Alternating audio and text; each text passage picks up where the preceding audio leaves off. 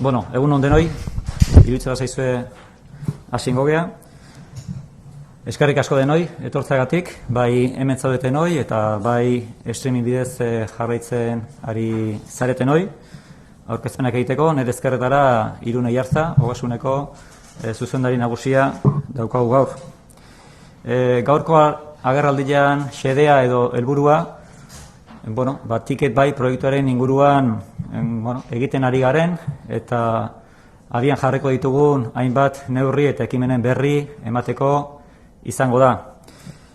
Zentzu horretan, guztiok ezagutzen duzue Ticket Buy, dagoeneko badaramatzagu urte batzuk proiektu honekin lanean, eta hurrengo urteko urtarrilean derrigorrezko epea hasiko da, beti ere era mailakatu batean, urtarrilean, martxoan, maiatzean, urrian eta abenduan, kolektibo desberdinak, prentsabarrean atzekaldean badukazue ze epigrafe noiz sartuko diren xehetasun nahiko, eta guztira 55.000 jarduera ekonomikori eragingo dien ekimena da hau. Ekimen honetan, 2016an hasi genuen, elkarlanean, 3 foru aldundik, Araba, Gipuzkoa, Bizkaia eta Eusko Jaurlaritzarekin. Lurralde bakoitzean, era berezian eratuko da, eta gurean, aipatu dudan bezala, 2021tik egutegi zehaztu horrekin. Praktikan, honek esan nahi duena da, Gipuzkoako jarduera ekonomikoa online egongo dela komunikatuta Ogasunarekin. Hau da, sistema honek lotuko ditu jarduera ekonomikoa eta Ogasunarekiko erlazioak. Transakzio guztiak zuzenean erregistratuko dira jardueran eta Ogasunean. Sistema honek dituen abantaila nagusia gure aburuz 3 izango lirateke. Lehenengoa argi eta garbi, COVID-19 pandemiak bai erakutsi duena da digitalizazioa ez dela aukera bat, baizik eta behar bat, eta zentzu horretan gu Aldundian eta Ogasunean urte asko daramatzagu digitalizazioa eta erraminta teknologikoen inguruan apustu handiak eginez, eta zentzu horretan gure exigentzia hori baita ere, proiektu honen bitartez, Gipuzkoako enpresa euna edo aktibitate euna digitalizatzeko aukera bat bezala ikusten dugu. Bigarren abantaila nagusi, esango genuke, gure helburu nagusietako bat da, eraginkorrak izatea, zerbitzu ona eskaintzea eta benetan tramite administratibo hutsak direnak, hau da, aitorpenak aurkezterako garaian, herritarrek ahalik eta denbora gutxien galdu dezaten, eta baita ere, zentzu horretan, beraiek ere eraginkorrak izan daitezen. Hori horrela izan dadin, guk informazioa behar dugu, eta informazio hori kudeatuta gai izango gara, aurrerantzean ere, orain arte egiten dugun bezala, herritarrei, bai PFC-an edo bai BC-an, aitorpen proposamen desberdinak eskaintzeko. Adibide bezala, jarri genezake, errenta kanpaina egiten dugun garaian, 260.000 aitortzaiek, onartzen dute gu bidaliteko proposamena hori izango litzateke, etorkizunera begira gure helburua proiektu honekin. Zerbitzu hobeago bat eta zerbitzu eraginkorrago bat eskaintzea. Eta hirugarrenik, baina ez garrantzi gutxiena duena, iruzurraren aurkako lehian ere eraginkortasunez jarraitzea. Azken finean, iruzurra egiten dutenek desleialtasun konpetitibo bat daukate betetzen dutenekiko, eta gure ardura ere bada gutxienez ahal ditugun tresneria teknologiko eta baliabide gehienak jartzea iruzurraren aurkako lehia horretan, eta proiektu honek gure aburuz bai azaleratuko du, o bai jarriko ditu mai gainean, benetan hor sor ditezkeen desorekak. Bigarren puntu bezala, egoera zein den aipatuko nuke, Irunek hitza hartu baino lehen. Gogoratu behar dugu lehen urteko abenduan, hau da 2020ko abenduan, hor daukazuen egutegi hori onartu zen, beraz, 9 hilabete badaramatzagu egutegi hori mundu guztiak dakiela, borondatezko epea ere 2021ko urtarrien batean hasi zen, eta zentzu horretan, neurri desberdinak hartzen joan gara. Lehengo uztailak 27an, oporra horretik hartu genen neurri bat izan zen, borondatezko epe hori izan zedila derrigorrezko epea aurreikustea dagoen baino hilabete bat lehenagoraino. Hau da, urtarrilean derrigortua daudenak sartzeko, borondatezko epea izango da aurtengo abendura arte. Eta hurrengo urtean adibidez, maiatzean derrigorrez sartu beharko luketenak, borondatezko epea izango litzateke apirilak bata arte. Vale? Hau esaten dugu, eta garrantzia handia ematen diogu borondatezko epeari, izan ere, borondatezko epe horretan animatu nahi ditugu herritarrak eta jarduera ekonomikoa dutenek, benetan aprobetxatu dezatela denbora hau, sar daitezela, gerturatu daitezela, eta benetan ezagutu dezatela sistema eta benetan frogak egin ditzatela. Izan ere, borondatezko epean ez dauka inongo ondorio fiskalik, eta benetan hori da momentua gauzak probatzeko. Gu prest gaude, eta Irunek gero aipatuko ditu ze baliabide eta ze komunikazio tresna desberdinak jarriko ditugun abian, baina benetan funtsezkoa iruditzen zaigu borondatezko epe hau aprobetxatzea egin behar diren probak egiteko eta benetan sistema ezagutzeko eta tensionatzeko. Eta hori hala izan dadin, eta benetan borondatezko epean sartzea erabakitzen dutenek, egia esan keinu interesgarri bat daukate Aldundiaren partetik, eta zentzu horretan keinu bikoitza izango litzateke. Alde batetik, kenkariaren portzentaia inbertsioaren 30% izan beharrean baldintza batzuen artean, bikoitza izango litzateke. Hau da, inbertsioaren 60%, besteak beste. Eta bigarren neurri benetan interesgarria orain dela astebete onartu deguna, eta lehengo astean Aldundiko bozeramaileak aurkeztu zuena da kenkaribak tiket bai. Eta da, azken finean, inbertsio egiteko garaian eta kenkari lortzeko garaian, gure helburua da likidazio hori lehen baien iritsi dadia herritarren poltsikora. Orduan, kenkaribak tiket bai honek egiten duena da, inbertsioa egin duen aitortzaile honek azkenengo 4 urteetan, bai jarduera ekonomikoa aitortu den PFS-ean edo sozieten zergan ordaindu dituen zergak itzuli eta finantzatu inbertsio. Hau da, 2017tik 2020 bitartean ordaindu dituen zergen kopurua nahiko baldin bada inbertsio honen 60% estaltzeko, itzuliko dizkigu zerga horiek eta finantzatuko diogu inbertsio horren 60%. Eta gainera, epealdetik itxaron beharrean, hilero irekiko ditugu likidezia esparru berriak, benetan, diru hori iritsi dadin lehen inbertsio egin duten horien poltsikora.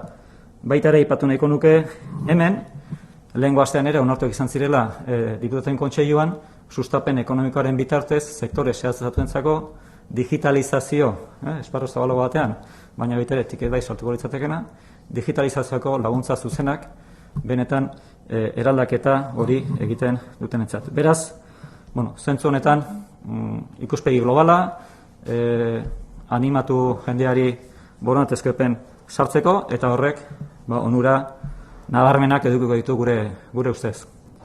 Zein da egoera momentu honetan, borondatezko epe honetan? Datuak momentu honetan 8.000 zergadun erregistratu ditugu, baina horrek ez du esan nahi aktiboki ari direnei fakturak bidaltzen, horrek esan nahi du erregistroan daudela, eta bere kasuan ezagutzen ari dira gure sistema.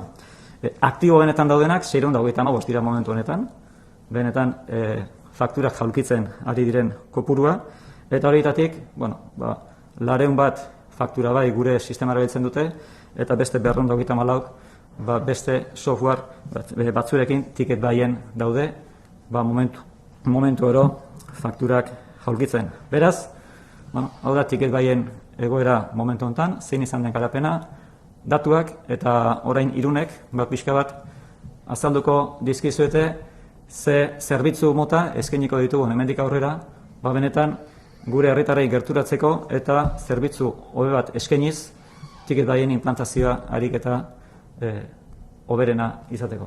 Irune, nahi duzuna? Eskerrik asko, Jokin. 2022 gero eta gertuago dagoenez, hurrengo egunetan hasiko gea tiket bai ezarri behar duten zergadunei gutunak bidaltzen. 55.000 gutun bidaliko ditugu guztira, eta gutun horietan bakoitzak derrigorrezko epean noiz hartzen den zehaztuko da, dauden kenkariak azalduko dira, eta informazio gehiago non eskuratu daitekeen esango da. Eduki guztiz informatiboa izango du gutunak. Derrigorrezko epearekin bezala, komunikazio kanpaina hau ere modu eskalonatuan egingo da, sektorez sektore. Helburua informazioa ematea da eta zalantzak badituzten nora joan behar duten argitzea. Proiektuak, Jokinek esan duen bezala, dimentsio oso handia dauka eta horretarako indartu egin dugu gure arreta zerbitzuak. Bai telefono eta telematikoko bidezkoak zein aurrez aurrekoak. Zehazki, Ogasuneko lantaldea 31 pertsonekin indartu eginda, Ticketbai proiekturako espresuki. Lehen zeuden giza baliabideak nabarmen indartuz. Honen bestez, Ticketbai proiektuari buruzko edozein informazio mota lortzeko, kanal hauen bitartez jarri daitezke zergadunak Ogasunarekin harremanetan. Alde batetik, telefono bidez. 943-11-30-00 zenbakira deituta, arreta espezializatua ematen zaio zergadunari bertan, eta zerbitzua guztiz operatiboa dago jada. Kontsultak egiteko buzoia ere badaukagu.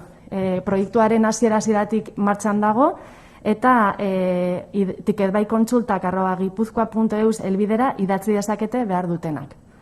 Eta aurrez aurre, hau urri erdirako martxan izango dugun zerbitzu berria da, Ogasunaren egoitza zentralean eta Gipuzkoako bulego nagusietan martxan jarriko dena, 15 teknikari izango ditugu hemen lanean, eta aurretik hitzordua hartu egin beharko da. Baina Ogasunera beste tramite edo beste gestio aurrez aurre egiteko bezala. Hitzorduak bai telefonoz edo interneten bidez eskatu daiteke, eta hitzorduak astelehenetik ostiralera eskainiko dira, 8:00-tik ordu 2 arte. Eta ordu erdiko tartea izango dugu zergadun bakoitzarentzat. Hau guztiarekin batera, eta aipatutako komunikazio kanpaina alde batera utzita, aurrez aurre ari gara elkarte eta eragile desberdinekin baita bilerak egiten. Ticketbai da azaltzeko eta dituzten zalantzak argitzeko. Lurraldeko 27 eragile ekonomiko ezberdinekin elkartu gara da, eta 5.000 lagun ingururi azaldu diogu Ticketbai proiektua.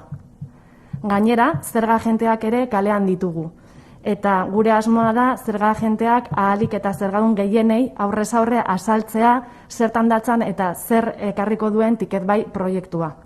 Herriz herri ari dira joaten eta hauek ere proiektuaren informazio kanal nagusiak zein diren komunikatzen ari dira. Eta bukatzeko Jokinekin uzten zaituztet. Eskerrik asko, Irune. Amaitzeko nik azken mezu bat eta gero erderaz hitz batzuk esango ditut.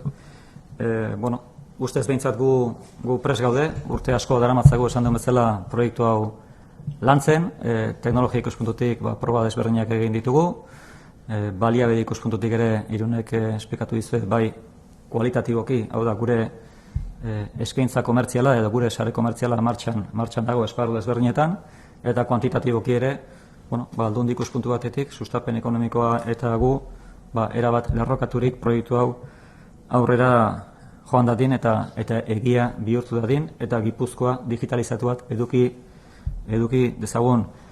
Jauzi handi bat da, baina burua altxako bageno eta begiratuko bageno Gipuzkoatik haratago, Europa mailan eta mundu mailan, lurralde desberdinak urteak daramatzate horrelako proiektuak indarrean jartzen, bakoitzak bere xehetasun eta ñabardurekin, baina errealitate bat da, eta benetan praktika honenak ikusita eta mundu mailan aurreratuen dauenak, benetan sistema hauek indarrean jarri dituzte. Beraz, guk ere, lurralde, punta-puntan dagoen lurralde bat izan baldin badegu,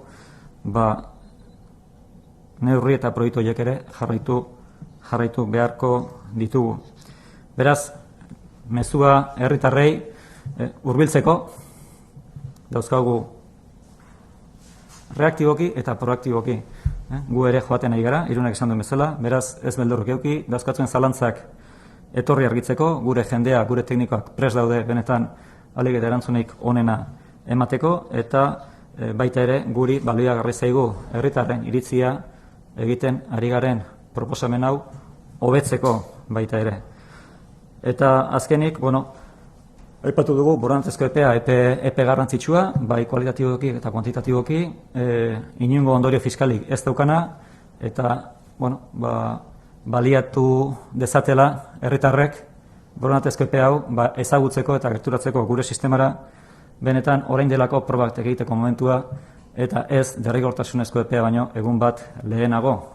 Eraz, denboraz ibiltzea izango litzateke gure gomendiora eta guk ere gure laguntza guztiak eta esfortzu ekonomiko guztia baita ere saritzera zuzendu ditugu borondatezko epean sartzen direnekiko. Beraz, niretzako edo guretzako jarduera ekonomikoak dauka momentu honetan digitalizatzeko aukera paregabea. Ez dakit beste momenturik egon daitekeen, horren beste laguntza bai zuzenekoak eta bai ekonomikoak digitalizatzeko. Beraz, zentzu positibo batean gure deialdia herritarrei aprobetxatu dezatela momentu hau benetan agian urte askotan ausartu ez diren pausoa emateko eta momentua baliatzeko etorkizunera eta epe luzera begiratzeko. Eta orain errazaz hitzatzuk esan dut.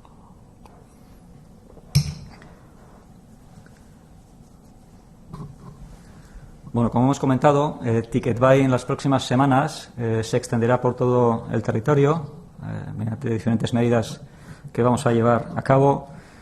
Conocéis que es un proyecto que iniciamos allá por el año 2016 de una manera coordinada entre Vizcaya, Álava, Guipúzcoa y el Gobierno vasco.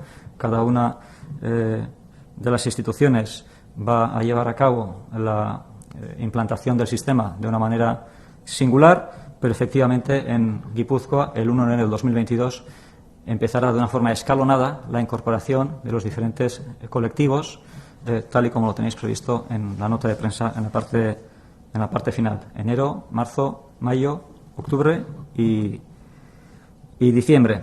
En estos momentos, como hemos mencionado, alrededor de 8.000 contribuyentes o actividades económicas se han registrado, lo que no significa es que estén mandando o enviando facturas de una manera automática. De esos 8.000 son 635 los que realmente están comunicando de una manera habitual las facturas con nosotros, de los cuales 401 lo hacen a través de nuestro propio sistema FacturaBuy y 234 con diferentes software, en concreto son 37 softwares diferentes que ya están activos en el territorio. En total, estos 635 contribuyentes han emitido alrededor de 40.000 facturas hasta el momento.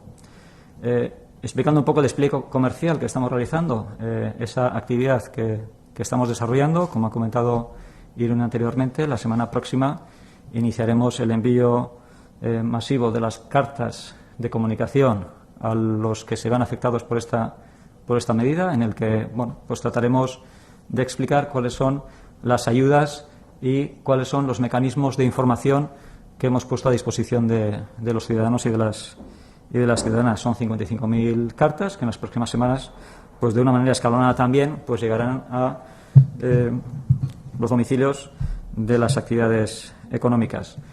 Respecto al despliegue comercial, pues hemos incorporado 31 personas en diferentes áreas para reforzar el equipo de profesionales que tenemos en la casa.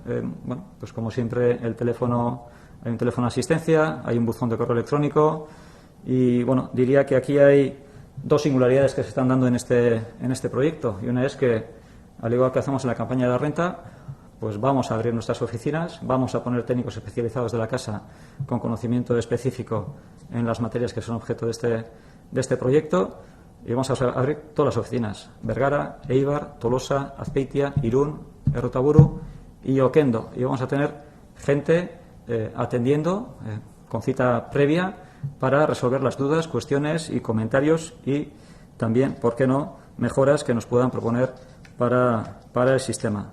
Esa es la primera singularidad. Y la segunda es que Hacienda, hemos iniciado una actividad comercial proactiva, en el sentido de que en estos momentos hay técnicos de la casa que están yendo pueblo por pueblo con el díptico que os hemos dejado, díptico informativo, con el único objetivo de informar y de recibir información. Es decir, nos estamos acercando a las actividades económicas para ver en qué situación se encuentran, para informar cuáles son los plazos, cuáles son las situaciones, las ayudas, etcétera, etcétera. Se trata de una iniciativa, diría yo, que pionera en Hacienda, el salir a la calle para informar y para acercarnos y palpar de primera mano cuál es el estado del arte del proyecto en el territorio.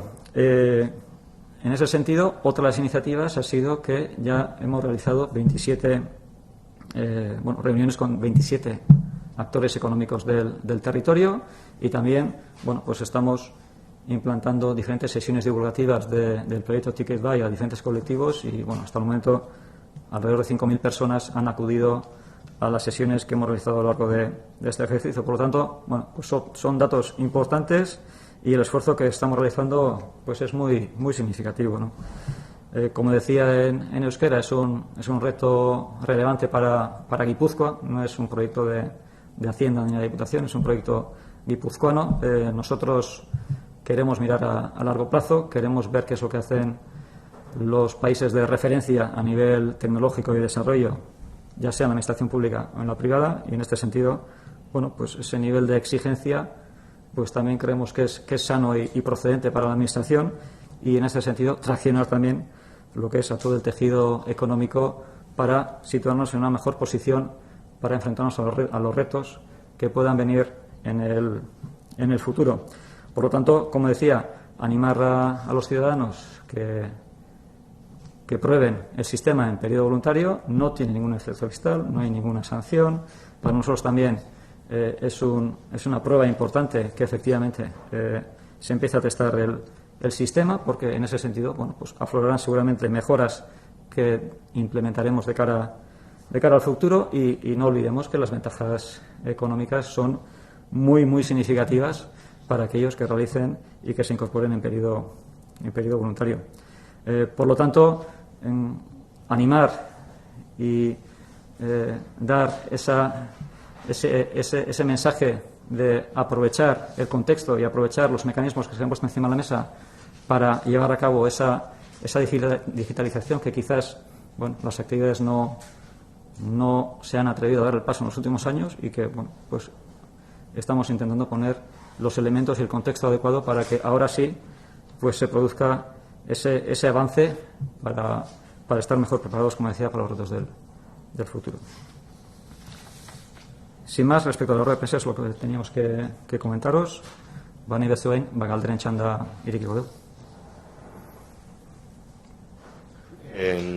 Aipatu ezuez, aldundi bakoitzak bere kaxa implantatuko dula Ticket Buy zerbitua edo hau.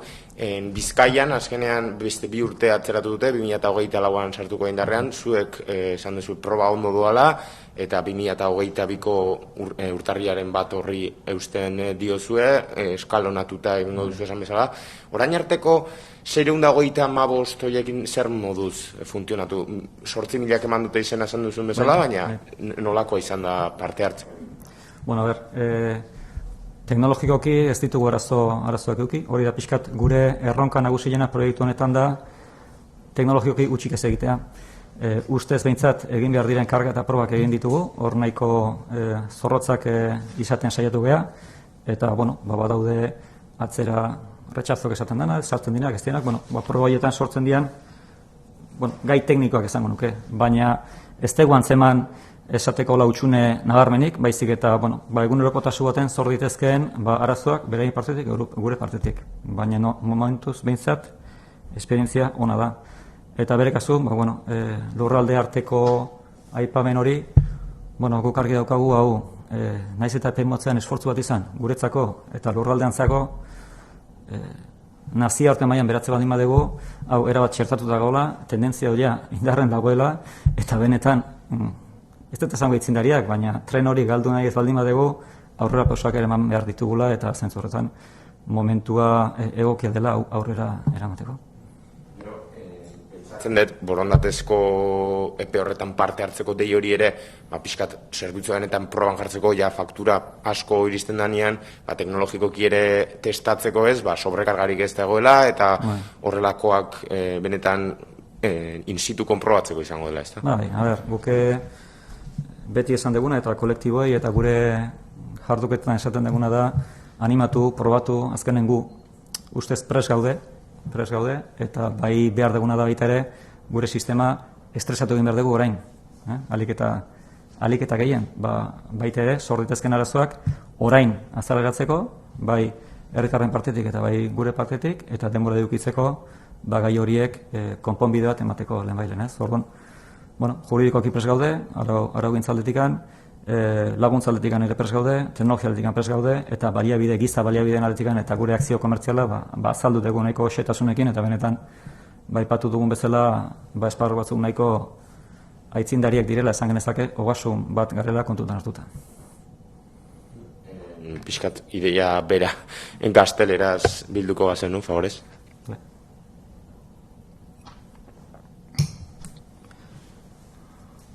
Asiratik, zesan deten pentsatuko, ¿no?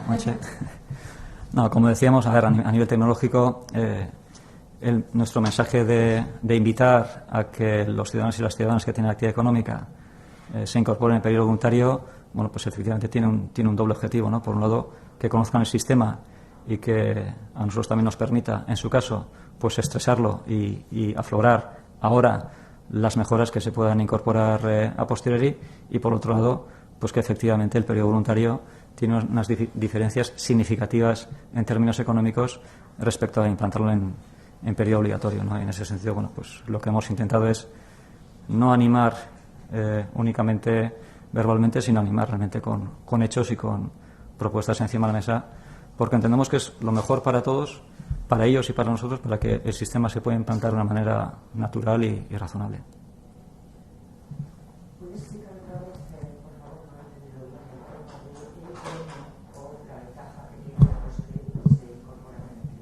El Kenkari Back Ticket Buy. Sí, la deducción del 60%, sí. A ver, al final, una de las cuestiones que se ha identificado es que yo hago la inversión de 2.000 euros, tengo una deducción del 60%, son 1.200 euros de deducción, que yo, bueno, es como un derecho que tengo para aplicarme en los siguientes 30 ejercicios, tanto en renta como en sociedades. ¿Qué es lo que sucede? Yo hago la inversión en el 2021 y, en su caso, podría ser objeto de recuperar esa deducción en el 2022 cuando realizase la declaración del 2021, en tanto en cuanto tuviese suficiente base, es decir, ganase dinero y tuviese que pagar Hacienda para aplicarme esa deducción. Por lo tanto, lo que se producía es un diferimiento en el evento de liquidez entre el momento en el que yo hago la inversión y el momento en que Hacienda me devuelve la deducción mediante impuestos. Bueno, pues lo que hemos hecho es, en vez de diferir ese evento de liquidez, lo que hemos hecho es, bueno, vamos a mirar las declaraciones que usted ha realizado en los últimos 4 ejercicios. Si declara en renta, y si es sociedades, en sociedades. ¿Ha pagado usted impuestos en los últimos 4 ejercicios? Porque si alguien ha pagado impuestos es porque tenía beneficios y por lo tanto tenía que tributar. Bueno, pues eso significa que hubiese tenido espacio suficiente para meter esta deducción que ha generado en un ejercicio anterior. Pues lo que haremos es recalcular si con el 2020 es suficiente, pues la declaración del 2020, le incorporamos esta deducción en vez de hacia adelante, hacia atrás, y parte de los impuestos que pago se los vamos a devolver, esos 1.200 euros, para compensar la inversión que ha realizado. Por lo tanto, no le quedaría una deducción a aplicarse en los próximos 30 ejercicios, porque ya se lo habría aplicado en el ejercicio anterior. Por lo tanto, ese derecho se convierte en efectivo, se monetariza y va directamente a financiar la inversión que haya realizado como consecuencia del ticket buy. Lo que se tenía que mencionar también es que lo que parece tan farragoso, bueno, pues tenemos una experiencia previa del Carry Back del año pasado, y lo que ya está confeccionado es un modelo de presentación para la devolución de este Kenkari Back Ticket Buy, en el que creo que únicamente tienes que rellenar dos casillas y automáticamente nosotros nos encargamos mensualmente, haremos remesas mensuales, de devolver la liquidez a cada uno de los contribuyentes. Si puedo añadir una cosa, Joaquín, esta opción estará disponible a partir de noviembre y se abrirán ventanas mensuales en las que se podrán hacer, digamos, las peticiones y, pues, por ejemplo, las peticiones que lleguen en noviembre se procederá a liquidarlas en diciembre y así sucesivamente durante el año hasta que, bueno, se complete el calendario previsto.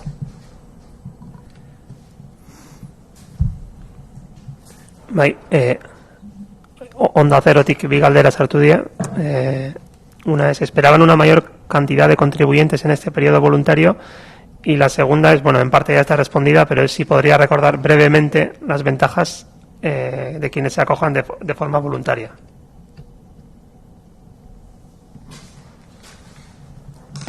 Nosotros no hemos hecho una estimación de cuántos contribuyentes nos gustaría que se incorporaran. Simplemente lo que estamos diciendo es que estamos preparados y que va en el interés de todos cuanto antes incorporarnos al periodo voluntario para que los ciudadanos y ciudadanas que se incorporan al sistema estén tranquilos, vean que funciona, se genere confianza y a partir de ahí pues no haya ninguna duda de que el sistema va a ir bien, ¿no? Eso respecto a la primera pregunta. Y la segunda, bueno, yo creo que ya he mencionado, ¿no?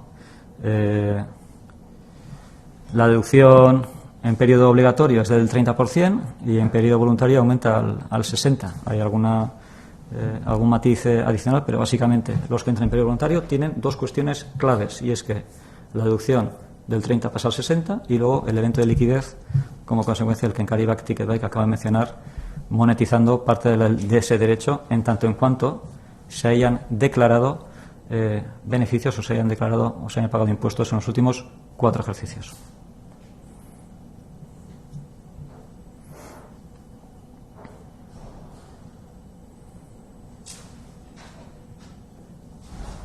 Las 31 personas con las que se refuerza el servicio entiendo que son un refuerzo en el personal general de la Hacienda Foral y se destinan 31 más que servicio. Eso es. ¿O hay otras ya y se refuerza con 31? Nosotros tenemos, nosotros ya tenemos un colectivo de personas. Nosotros hacemos la campaña de renta, por ejemplo, contratamos 85, pero todo el esquema, todo el número de profesionales asciende a 200 en la campaña de renta, por ejemplo. Aquí pasa algo similar. Nosotros, cuando alguien llama por teléfono, la primera atención es la atención ciudadana. Las oficinas que tenemos son los que atienden. Luego tenemos una segunda atención, ¿vale? Entonces, las 31 personas es personal técnico, 15 días es personal técnico que va a las oficinas que vamos a abrir, exclusivamente para Ticket Buy. Es personal que ha ido a la Subdirección de Estrategia Tecnológica, técnicos superiores, para atender específicamente consultas de Ticket Buy y también apoyarnos en todas aquellas iniciativas que vayamos a desarrollar. También vamos a incorporar personas técnicas que van a ir en una primera fase informando sobre el Ticket Buy, pero ahí ya tenemos personas dentro de la casa y vamos a reforzar los agentes tributarios, más personas para que podamos informar cuanto más mejor, y en una fase posterior, pues lo que se dedicarán es a verificar que efectivamente se han instalado los sistemas. Es decir, dentro de la casa hemos identificado qué áreas deberíamos de reforzar para dar una mejor respuesta, a nuestro entender, a este proyecto, y esas son las 31 personas que se sumarán, pues no tengo el número, pero se sumarán al equipo de profesionales que tenemos ya en la casa en las diferentes áreas. ¿El calendario de implantación por sectores y por trimestres más o menos? Sí. Este no se conocía hasta ahora, ¿no? No. Habían hablado de la implantación progresiva por sectores, pero no habían dado a conocer a la ciudadanía el calendario preciso, ¿no? El calendario de implantación preciso se publicó en diciembre del 2020. En diciembre del 2020 se publicó el calendario que tiene en la nota de prensa, ¿vale? Que se hace de manera escalonada. En enero empiezan los profesionales fiscales. Pues al final el hecho de que se incorporen en el calendario también tiene su razón de ser. Es decir, primero pues se van a incorporar aquellos que realmente pues tienen un mayor conocimiento del negocio, digamos, fiscal, y los que a su vez también van a poder dar un mejor servicio a sus clientes a su vez. Es decir, pues los intermediarios fiscales son los que primero van a entrar en enero. En marzo son los profesionales, en mayo comercio por menor y hostelería, en octubre creo que entra la construcción y en diciembre pues telecomunicaciones, comercio por mayor y sector primario. Creo que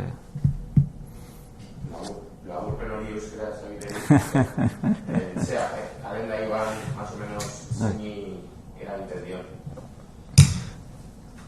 garrantzitsua da zergatik indeun horrela, ez? Nire ustez hor garrantzi daukat hori egutegia ezartzeko garaian, egutegia ezarrita eta publikatuta dago 2020ko abenduan, zein izango den egutegia. Beraz, lehen aipatu duten bezala aurkezpenean, beraz hilabete jakinaren gainean dagoela zein noiz sartuko den. Egia da, orain, gutuna bidaliko ditugula eta eralaziko diegula bakoitzari noiz sartzen den.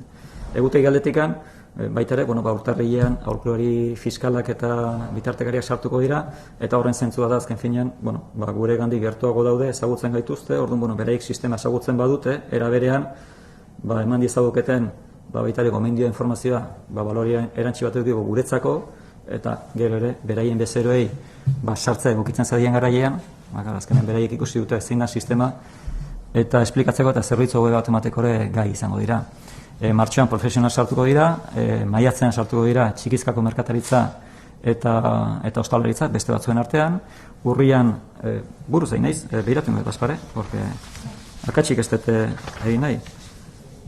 Urrian garraioa eta egiezinen sektorea, eta geho abenduan telekomunikazioak, handizkako merkataritza eta lehen sektorea. Diptikoan atzekalden daukazu pixkat zein izango den garapena. Eta pixkat hori da, hori implantazioa mailakatua da pixkatera baki duguna. Eta borondatezko epe honetan izen eman dutenetatik sektore batean bada utxuneren bat edo guztietakoak dira orokorrean? Nik zerrenda aitortu dizut lehengon behire bilintza zerrendai eta danetik dago. Daude txikizkako merkataritzakok, daude ostalaritzako jende badago, dago enpresa hondiren bate bestere badago, orduan, nik uste erabakia pixkat izan daitekela baita ere nun dagoen bakoitza ez. Batzuk urratxa handiago bat emarko dute eta bestek software egokitzapen txiki batekin nahikoa dute ez. Orduan, gure ez da pixkat, gertuen zeudenak ari direla lehenik egokitzapen hori egiten. A falta de 3 meses y medio para el comienzo de la implantación obligatoria, ¿no es poca cantidad que se han incorporado 8.000 contribuyentes de 155.000? Bueno, al final, mucho o poco. A ver, hasta el momento no tenemos que olvidar que la campaña de renta finalizó en junio, la campaña de sociedades ha finalizado en julio y, el hecho de que nosotros también hayamos adaptado el periodo voluntario un mes antes del obligatorio, pues efectivamente quizás no le han dedicado tanto tiempo como deberían de haber dedicado, pero 8.000 es un 15% respecto al total, que ya están registrados. Esto cogerá velocidad de crucero. Yo creo que correspondía hacer una rueda de prensa como la que estamos haciendo, porque en definitiva también la comunicación, una de las cosas que estamos percibiendo de esas visitas que estamos realizando es que la información no llega de la manera que debería llegar, ¿vale? De ahí que estemos intentando ser proactivos para que la información llegue y a través de esta rueda de prensa, más las visitas que estamos realizando, más la apertura de oficinas, son un complemento que creemos que efectivamente hará que en las próximas semanas coja mayor ritmo.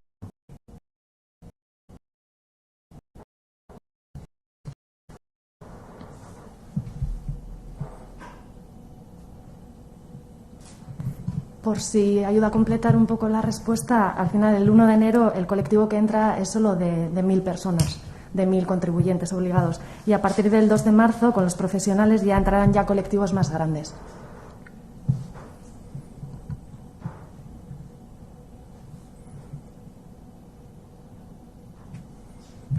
Beste galderik ez badu, eskerrik asko denoi eta beste arte.